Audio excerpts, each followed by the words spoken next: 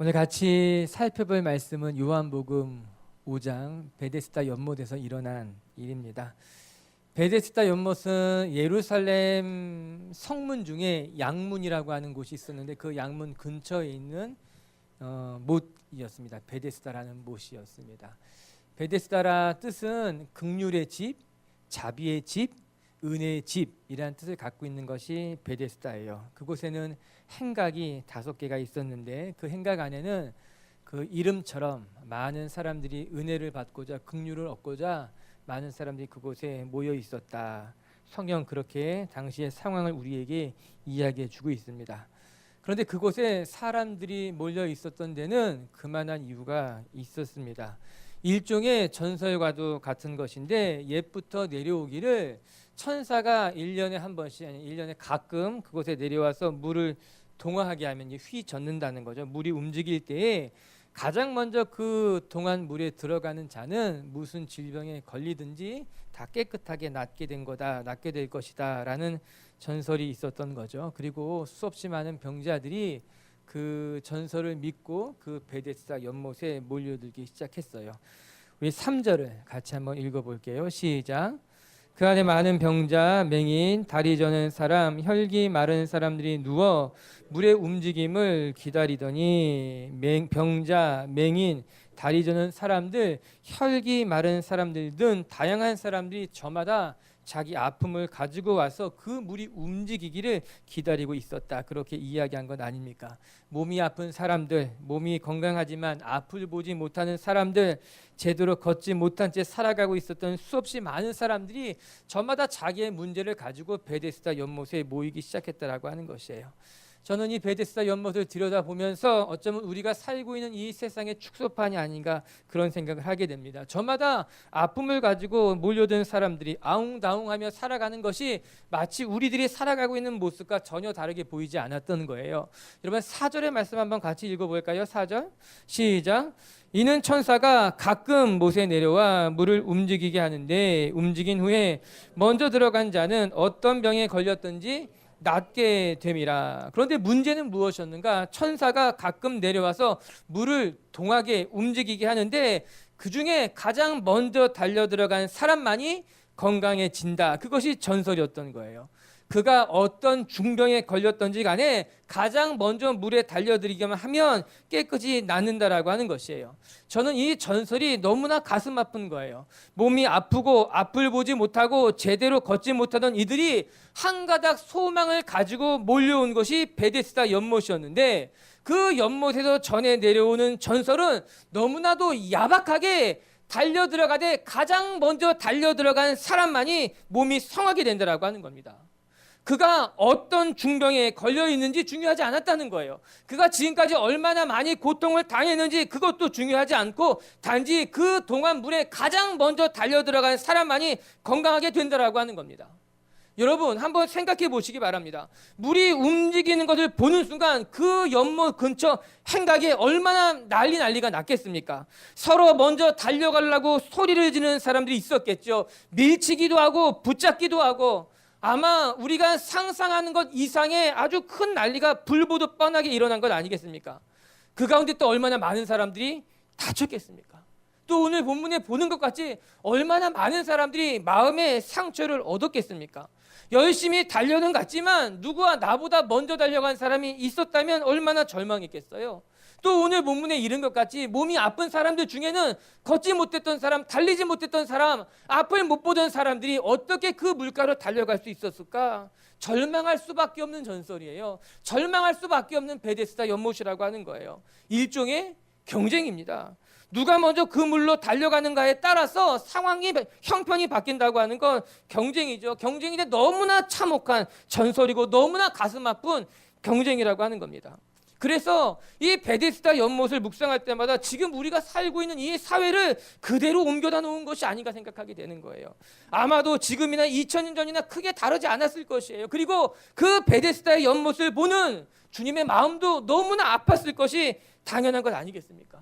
몸이 아픈 사람들이, 저마다 세상에서 상처받은 사람들이, 한치 앞을 못 보던 사람들이, 자기가 가야 할 길은 알지만 그 길까지 갈 힘이 없는 무기력한 사람들이 함께 모여서 그 한 가닥 희망을 붙잡고 있는데, 그것은 오히려 경쟁하게 하고 먼저 달려가게 하고 서로에게 상처 주고 1등만 성공하는 시대, 가장 먼저 달려가기 위해서 누군가를 밀쳐야 되는 시대, 남들을 누르고 더 높은 곳에 가야지만 성공했다고 말할 수 있고 박수받고 인정받는 시대, 우리가 살고 있는 이 시대가 베데스다 연못과 무엇이 다를 바 있는 거예요.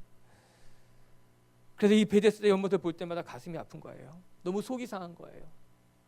그런데 감사한 것은 이 베데스다 연못에 우리 주님께서 찾아가셨다라고 하는 거예요. 이렇게 절망스럽게 살아가는 그들에게 예수님이 찾아가셔서 오늘 주인공에게 이야기하고 있는 겁니다. 내가 정말 낫기를 원하냐? 내 마음의 소원을, 내 마음의 그 희망을 되찾기를 원하느냐라고 하는 거예요. 그리고 그 사람을 고치시고 그에게 새로운 희망을, 생명을 불어 넣으셨다라고 하는 것입니다. 저는 말씀 보면서요, 우리의 삶에 아직 기적이 일어나지 않았다 하더라도, 내 몸이 아직 낫지 아니하고 내가 열심히 기도했음에도 불구하고 아직 기도의 응답이 내게 이르지 않았다 하더라도 예수 그리스도께서 이 땅에 우리를 위해 찾아오신 것만으로도 이미 은혜는 시작됐다고 믿습니다. 온통 상처받은 사람들로 가득한 그 베데스다 연못에 주님이 안타까운 마음을 가지고 찾아간 것 같이 경쟁의 구도 속에서 끊임없이 절망해야 되는 그들 가운데 예수님이 오셔서 내가 낫기를 원하느냐 말하는 것을 보게 되자, 아직 주님이 내 기도에 응답하지 않았다 하더라도, 아직 내 몸이 아프고 아직 내게 절박한 상황에 남아있다 하더라도 이 땅에 예수 그리스도가 찾아온 것만으로도 이미 은혜가 시작된 것이며 희망이 시작된 것이며 하나님의 역사는 시작됐다라고 하는 것이에요. 우리 주님께서 절망 속에 살아갔던 38년 된 병자를 고친 것 같이 하나님의 때가 되면 여러분 삶에 희망을 주시고 여러분 삶의 새로운 인생을 허락하실 줄로 저는 믿습니다. 그렇게 우리 한 사람 한 사람에게 찾아오실 주님을 바라보며 소망하는 저와 여러분들이 될 수 있게 되길 주님의 이름으로 축복합니다. 오늘 우리가 같이 묵상할 장면이 바로 이 베데스다 연못인 거예요. 그 베데스다 연못에서 주님은 누구를 고치셨으며 그 베데스다 연못에서 고침받은 우리는 어떠한 믿음을 가지고 어떤 신앙생활을 해야 될 것인가, 오늘 성경이 우리에게 그것을 보여주고 있는 것입니다. 첫 번째, 오늘 말씀을 통해 우리가 기억하고 싶은 것은요, 우리는 우리의 인생에 있어서 결코 내 힘으로 풀 수 없는 문제를 만날 수밖에 없는 연약한 인생이 우리 자신이라는 것을 잊지 않아야 된다는 겁니다. 여러분, 내 일이지만 내가 감당할 수 없는 일이 있어요. 내 문제지만 내 힘으로 풀 수 없는 문제가 있다는 겁니다. 내게 맡겨진 책임이지만 내 힘만으로는 안 되는 것이 있다라고 하는 것이에요. 그것이 너무나 많아요. 문제는 그게 내 일이라는 거예요. 내 문제라는 거예요. 내가 감당해야 될 문제임에도 불구하고 내 능력 바깥에 있을 때 우리는 어떻게 해야 되는가? 38년 된 병자를 보시기 바랍니다. 그는 무려 38년이라는 긴 시간 동안 누워 있을 수밖에 없었어요. 이 베데스다 연못에 언제 온 것일까요? 아마 몸이 아프자마자 온 것 같지는 않아요. 아마도 할 수 있는 한 모든 방법을 다 동원해서 고치려고 했겠지만 그 소용이 없었던 겁니다. 그래서 결국 그가 찾아온 것이 그 전설을 붙잡는 거예요. 그 베데스다 연못에 가면 천사가 내려올 때 가장 먼저 달려들어가면 나을 수 있을지 모른다라는 그 전설 하나 붙잡고 이 사람도 베데스다 연못에 진을 치고 누워있기 시작했다라고 하는 것이죠. 그의 삶에 어떤 희망도 보이지 않았던 거예요. 어떤 가능성도 보이지 않았기 때문에 어쩔 수 없이 그가 붙들은 것이 이 허망한 신호 하나 붙들고 왔다라고 하는 것입니다. 전 말씀 보면서요, 정말 이 사람이 할 수 있는 것이 아무것도 없구나, 이 사람이 할 수 있는 그 능동적인 것이 아무것도 없구나 생각하게 되는 겁니다. 그런데 거기 와보니까요, 나와 같은 처지에 있는 사람들이 수두룩한 거예요. 나와 같은 아픔을 가진 사람이, 나와 같이 무기력함을 갖고 있는 사람들이 너무나 많았던 겁니다. 병자가, 맹인이, 다리 저는 사람이, 중풍병에 걸린 사람들이 그곳에 자기처럼 다 누워 있었던 거죠. 아마 다시 한번 절망하지 않았을까요? 다시 한번 낙담하지 않았을까요? 나는 걷지도 못하는데, 난 뛰지도 못하는데. 우리 6절 한번 같이 읽어볼까요? 6절입니다. 시작. 예수께서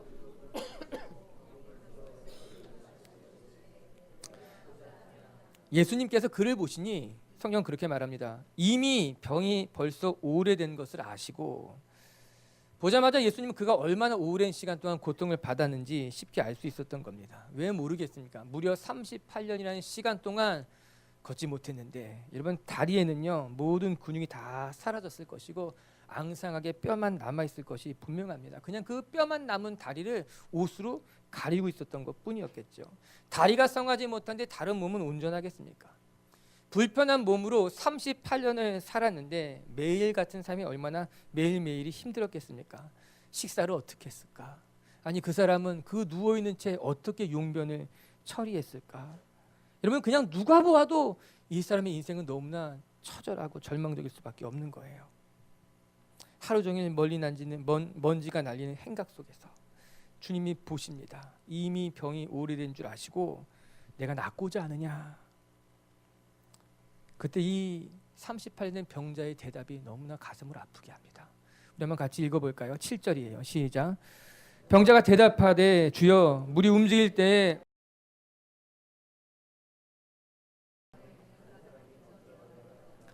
내가 정말 낫기를 원하냐? 묻는 주님의 말씀에 이 병자는 낫고 싶습니다가 아니라 이렇게 대답합니다. 어느 누구도 나를 저 목가에 데려다주는 사람이 없었습니다. 혼자서 베데스다 연못으로 갈 수 없는 사람이었던 겁니다. 그 사람이 이 베데스다로 찾아올 때는 누군가 나를 도와주지 않을까라는 희망을 가지고 온 것 같아요. 그런데 38년 동안, 아니 얼마나 있었지 모르지만 어느 누구도 물이 동할 때 나를 저기까지 데려다 줄 사람이 아무도 없었다라고 하는 거예요. 이 말이 너무나 가슴을 아프게 합니다. 이 병자가 물이 동하는 것을 보고 무엇할 수 있었겠습니까? 달려갈 수 있지 않았습니다. 걸어갈 수 있었지 않았습니다. 기어가는 것도 불가능한 일입니다. 그러면 이 병자가 할 수 있는 일은 한 가지예요. 소리 지르는 것일 겁니다. 물이 동하는데 누가 나 좀 저기로 데려다 주십시오.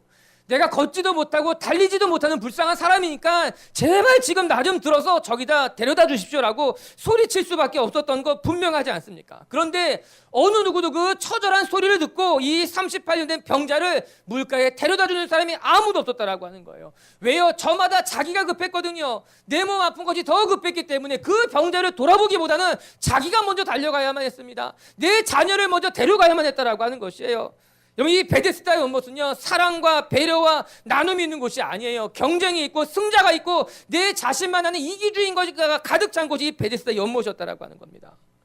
시간이 지날수록 이 사람은 더 상처받을 수 없었고 더 낙심할 수밖에 없었고 더 절망할 수밖에 없는 그 절망의 연쇄고리 속에 들어갈 수밖에 없었던 거예요. 어느 누구도 나의 아픔에 함께하지 않습니다. 어느 누구도 나를 저곳에 데려다 주지 않습니다. 처절한 눈물이 예수님의 질문에 터져나오게 된 겁니다. 한번 생각해 봅니다. 이 38년 된 병자에게는 가족이 없었을까? 이 38년 된 병자에게는 친한 친구들이 없었을까? 여러분은 어떻게 생각해요? 아니요. 저는 가족도 있고 친구도 있었을 것이라고 생각합니다. 아마도 처음 그를 이 베데스다 연못으로 데리고 온 것은 그의 가족이었을 것입니다. 반은 믿고 반은 못 믿는 마음으로, 그래, 내 자녀가 저기 데려가 달라고 하니 그 부모가 데리고 왔을 가능성이 큽니다. 아니면 친구들이 그를 데리고 베데스다 연못까지 데리고 왔을 것도 같습니다. 그런데 그게 잘 되지 않는 거예요. 한 해가 지나고 두 해가 지나고 세 해가 지나고 가족들도 자기의 삶이 있기 때문에, 친구들도 자기의 삶이 있었기 때문에, 어쩌면 오늘 아침에 이 베데스다 행각에 데려온 것도 친구 있을 수 있습니다. 데려다 놓고 가야지요. 여기까지 내가 도와줄 수 있는데, 여러분, 질병 앞에, 병 앞에 장사 없다는 말이 있지 않습니까? 가족 중에 한 명만 아파도 온 가족이 힘이 듭니다. 질병이 길어지면 길어질수록 가족 식구가 모두 다 힘들기 마련인 거예요. 무려 38년 이 투병 속에 모두 다 지치지 않았을까?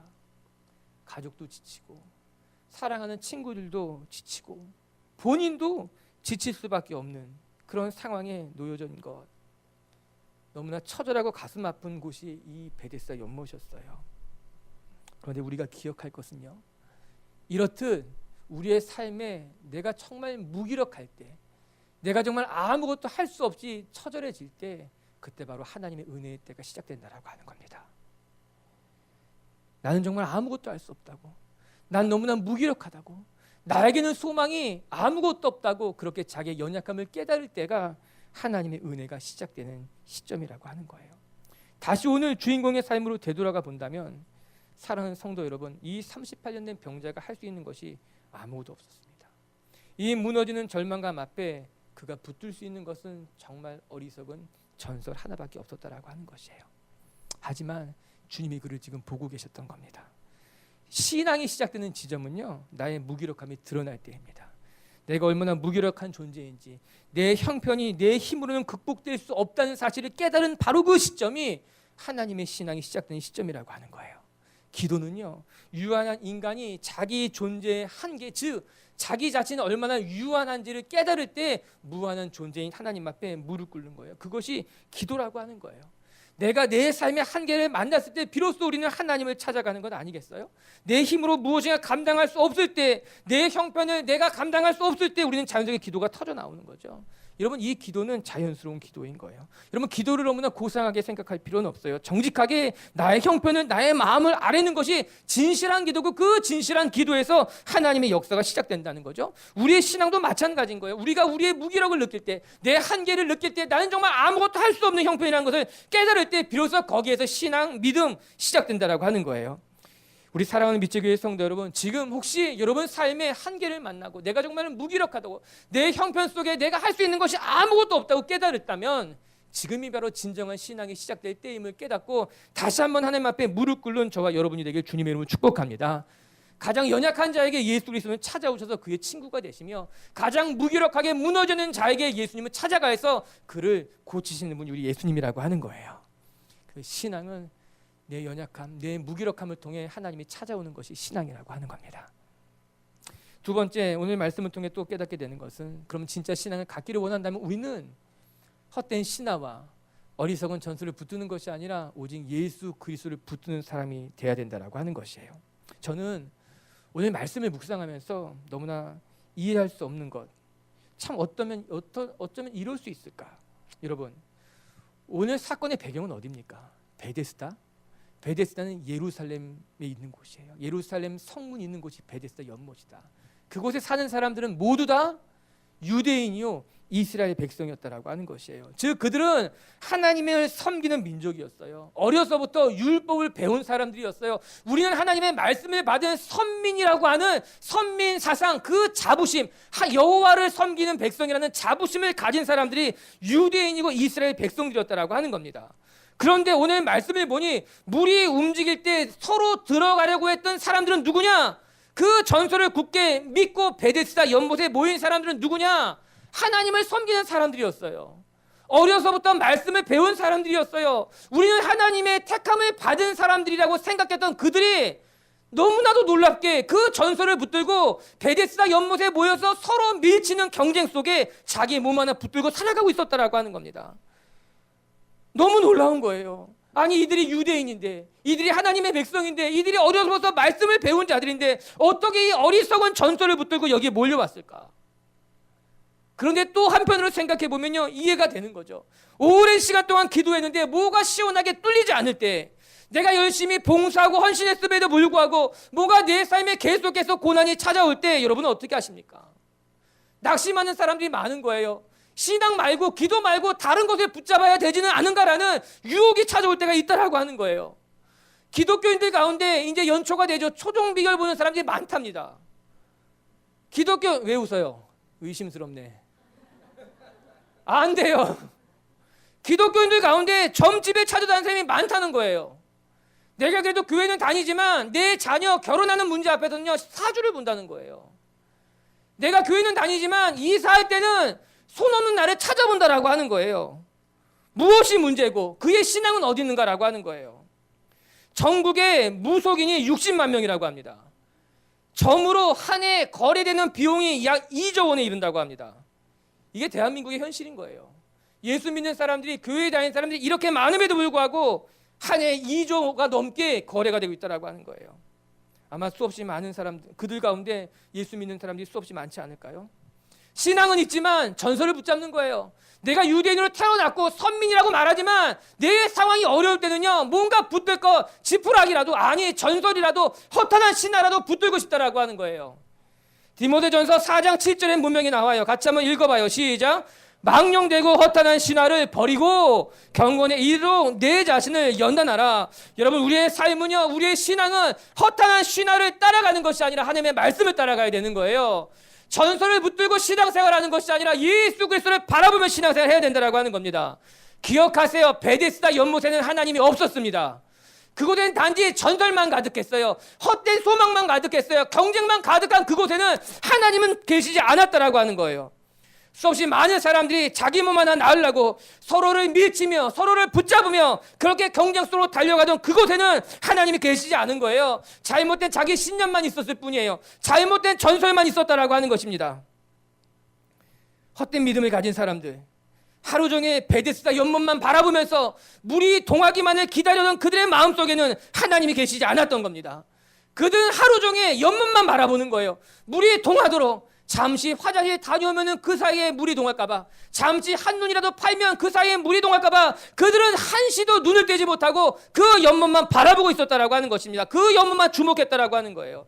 아니에요. 우리가 정작 주목해야 할 것은 베데스다 연못이 아니라 하나님의 말씀이라고 하는 거예요. 오늘도 우리 가운데 찾아오셔서 우리를 선하게 인도하시고자 하는 하나님의 뜻, 하나님의 계획을 우리는 주목해야 된다라고 하는 겁니다. 연못이 동하기만을 바라보면서 아무런 소망도 희망도 살아가지 않은 채 전설의 마음을 빼앗기고 헛다른 신화를 붙잡고 있는 여러분 모두에게, 우리 모두가 이제 그 베데스다 연못을 떠나서 하나님 나라로 들어가는 분들이 되길 주님의 이름으로 축복합니다. 얼마나 많은 사람들이 여전히 베데스다 연못에 거니는지 몰라요. 자기 신념만 붙잡고 헛된 몽상에 사로잡힌 채 나는 성공만 하면 될 거야, 돈만 많이 벌면 될 거야, 내가 더 높은 자리에 올라가면 될 수 있어, 이 사람이라면 나를 도와줄 수 있을지 몰라, 이 사람의 이야기라면 절대적으로 믿을 수 있어. 어쩌면 여러분이 갖고 있는 통장이, 어쩌면 여러분이 가지고 있는 그 든든해 보이는 직장이, 어쩌면 여러분 곁에서 가장 여러분을 잘 돕고 있는 그 사람이 여러분의 베데스다 연못이 되어서 여러분을 허탄한 우상 가운데, 허탄한 신화 가운데 여러분을 사로잡게 할 수 있다라고 하는 거예요. 사랑하는 미체교회 성도 여러분, 우리 모두가 그 어리석은 베데스다 연못을 떠나서 진짜 신앙, 예수 그리스도의 말씀에 붙드는 신앙으로 나아갈 수 있게 되길 주의 이름으로 축복합니다. 오늘 사건의 주인공은 100% 수동적인 존재예요. 그의 잘못은 아니에요. 그는 스스로 자기의 몸을 낫게 할 수 없었어요.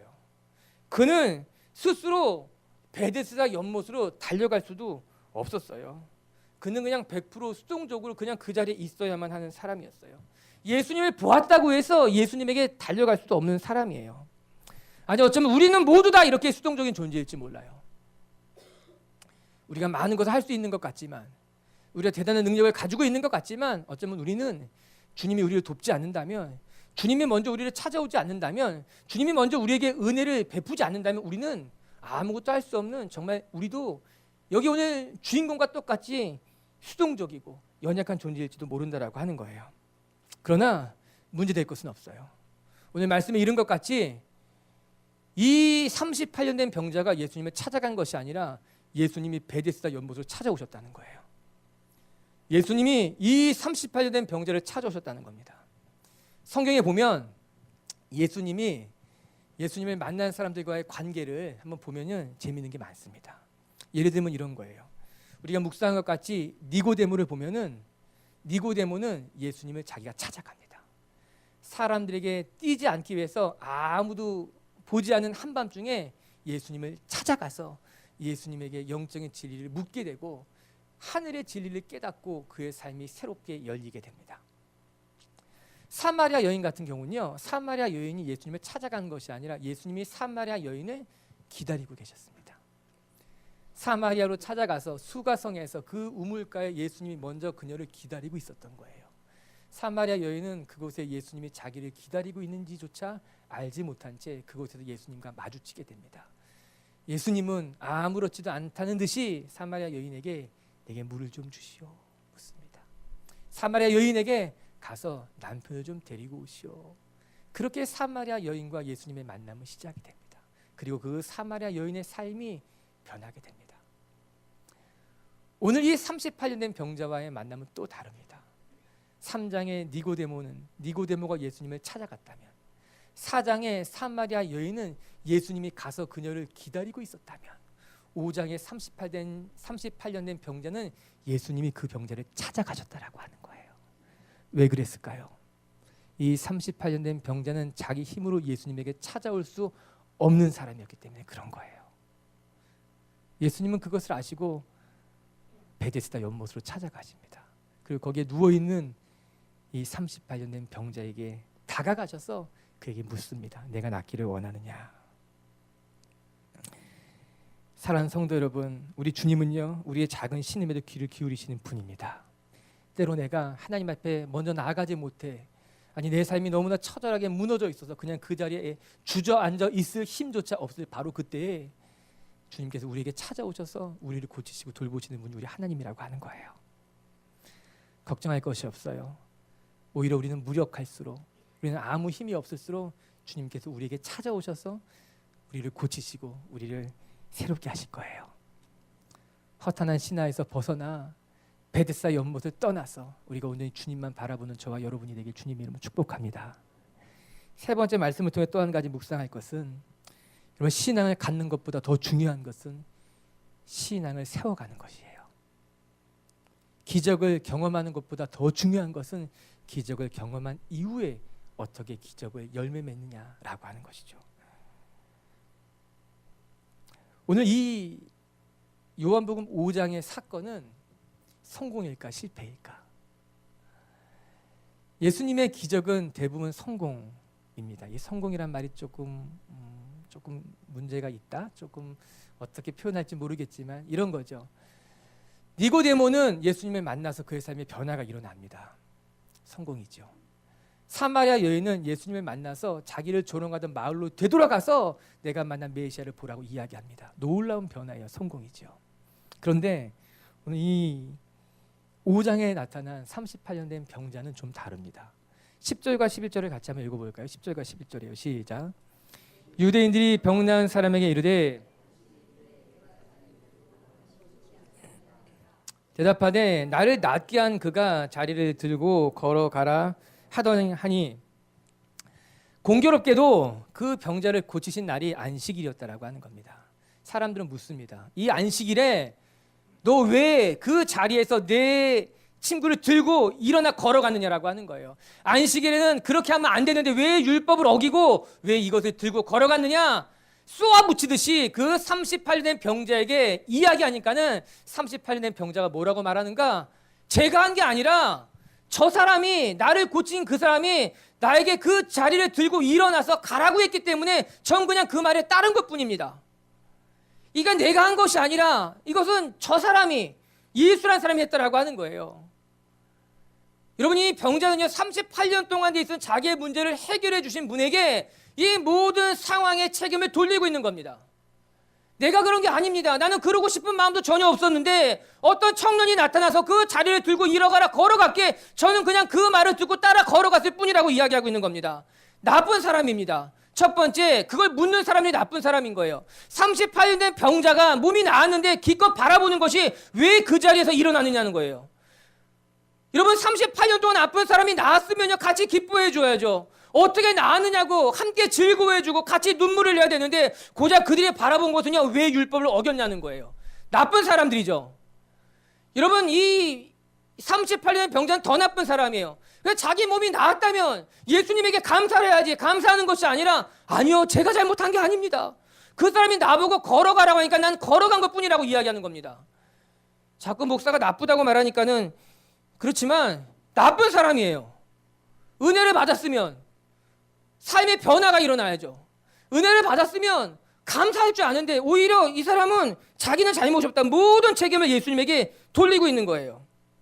16절 한번 볼까요? 시작. 그러므로 안식일에 이러한 일을 행하신다 하여 유대인들이 예수를 박해하게 된지라. 이 사건을 계기로 예수님을 박해하기 시작했다라고 하는 겁니다. 이 사람 잘못이 큽니다. 한 번만 더 말할게요. 나쁜 사람이에요. 왜 그랬을까? 무엇이 문제일까라고 하는 겁니다. 기적이 중요하지 않아요. 은혜를 받는 것보다 더 중요한 것은 내가 은혜를 받은 사람답게 살아가는 거예요. 기적을 경험했다면 그 기적을 받은 사람답게 살아가는 것이 중요한 일이라고 하는 거예요. 재미나게도 이렇게 예수님에게 모든 책임을 되돌렸던 이 병자와 예수님이 다시 마주치게 됩니다. 깜짝 놀랐을 것입니다. 이런 일이 일어날 줄 몰랐을 거예요. 14절을 같이 봅니다. 시작. 그 후에 예수께서 보라, 내가 나았으니 더 심한 것이 생기지 않게 다시는 죄를 범하지 말라 하시니 얼마나 놀랐을까요? 모든 책임을 예수님에게 다 돌리고 자기는 그냥 빠져나가려고 했는데 잠시 후에 예수님을 딱 마주치게 된 겁니다. 어떤 학자는 아마 예수님이 그를 고치고 나서 잠시 그 자리를 피했다가 이 사람을 찾아온 것이라고 이야기합니다. 왜 그런가 하면은 병이 낫고 나면은 자기 성한 몸을 제사장에게 보여야만 했거든요. 그렇기 때문에 아마도 예수님이 그렇게 하도록 돕거나 아니면 그렇게 했는지 알아보기 위해 이 사람을 찾아오지 않았는가 이야기하는 사람들이 있어요. 또 어떤 학자들은 그렇지 않고 그냥 예루살렘 성내 안에 머물다가 우연하게 마주쳤을지도 모른다고 이야기하는 학자도 있어요. 중요하지 않아요. 중요한 것은 그 둘이 마주쳤다는 거예요. 이 껄끄러운 만남이 일어났다라고 하는 거예요. 그런데 예수님께서 뭐라고 하시는가? 꾸짖지 않았어요. 혼내지 않았어요. 그리고 예수님이 이렇게 말씀하셨어요. 보라, 내가 나았으니 더 심한 것이 생기지 않게 다시는 죄를 짓지 말아야 된다. 우리말 성경에는요 이렇게 번역해 놓고 있어요. 같이 볼게요. 시작. 얼마 후에 예수께서 아주 좋아 보이는구나. 너는 건강해졌다. 죄 짓는 삶으로 되돌아가지 마라. 만일 되돌아가면 더 심한 일이 일어날 수 있다. 이게 우리말 성경이 아니라 메시지 성경입니다. 메시지 성경인데 이렇게 나와요. 뭐라고 말씀하신가? 얼마 후에 예수께서 성전에서 그 사람을 만나자 이렇게 말씀하셨다는 거예요. 아주 건강해, 아주 좋아 보이는구나. 내가 참 건강해졌구나. 얼마나 따뜻한 음성입니까? 38년 동안 고통을 겪었는데 내가 보기에 참 좋구나. 내 몸이 정말 건강해졌구나. 이게 우리 예수님이라고 하는 거예요. 우리를 십자가에 못 박은 우리들을 위해 다시 찾아오시는 예수님. 모든 책임을 자기에게 다 돌렸음에도 불구하고 그를 만나자 우리 주님은 참 보기 좋구나. 내 몸이 정말 건강해졌구나. 그렇게 맞이해 주신다는 거예요. 그리고 나서 주님은 이렇게 이야기하십니다. 죄 짓는 삶으로 되돌아가지 말아라. 만일 되돌아가면 더 심한 일이 일어날 수 있다. 여러분, 예수님께서 그 사람에게 너 죄 지면은 더 아파질 거야 이렇게 이야기했다고 생각합니까? 그건 아닐 겁니다. 예수님은 저주를 한 것이 아니에요. 오히려 그에게 내 신앙을 지키는 것, 내가 하나님의 은혜를 받은 사람으로 살아가는 삶이 얼마나 중요한 것인지를 말해주고 있는 것 아닙니까? 그리고 돌아보면 우리의 신앙이 깊어지지 못하는 이유가 무엇일까? 우리의 신앙이 날마다 성장하지 못하는 이유가 무엇일까? 어쩌면 우리는 이 38년 된 병자처럼 그냥 기적만 경험하는 것으로 끝난 것이 아닐까요? 내 삶의 문제만 해결되면 그냥 예수님에게 뒤돌아버린 건 아닐까요? 기적을 경험하기까지는 간절했을지 모르지만 내 삶의 문제를 해결받기까지는 간절했을지 모르지만 늘 그 은혜의 시간이 끝나면 기적이 끝나면 다시 삶의 자리로 되돌아가기 때문에 우리는 우리의 신앙은 성장하지 못한 채 늘 쳇바퀴 돌듯 그 자리에 멈춰서 있는 것은 아닌가. 그러면 그것은 멈춰서 있는 것이 아니라 더 심해지는 거예요. 더 퇴보되는 거예요. 은혜를 모르는 사람으로 더 추락해버리게 되는 것 아니겠습니까? 사랑하는 빛의 교회 성도 여러분, 우리에게는 은혜가 중요하고 기적도 중요할 겁니다. 그러나 우리 하나님의 백성이라면, 그래도 우리 함께 모여 예배하는 빛의 교회 성도들이라면 우리는 그래도 은혜보다는 은혜를 받고 난 이후에 그 은혜를 지키는 삶을 더 많이 신경 쓰고, 기적을 경험했다면 그 기적을 열매 맺는 삶을 더 많이 노력할 수 있는 그런 성숙한 신앙인으로서 한 걸음 나아가는 저와 여러분이 되길 주의 이름으로 축복합니다. 말씀을 마칠게요. 여러분, 베데스다 연못은 우리가 살고 있는 이 삶의 축소판과 같아요. 병자들, 앞을 보지 못하는 사람들, 무기력증에 빠진 사람들이 소망 없이 모여 있는 곳이 베데스다 연못이에요. 승자만이 인정받고 경쟁 속에서 1등으로 달려야지만 박수 받을 것만 같이 서로가 서로에게 상처를 주는 그 베데스다 연못이 우리가 살고 있는 이 시대 같은 거예요. 하지만 기억합시다. 그 베데스다 연못에 주님이 찾아가셔서 그 베데스다 연못을 고치고 계십니다.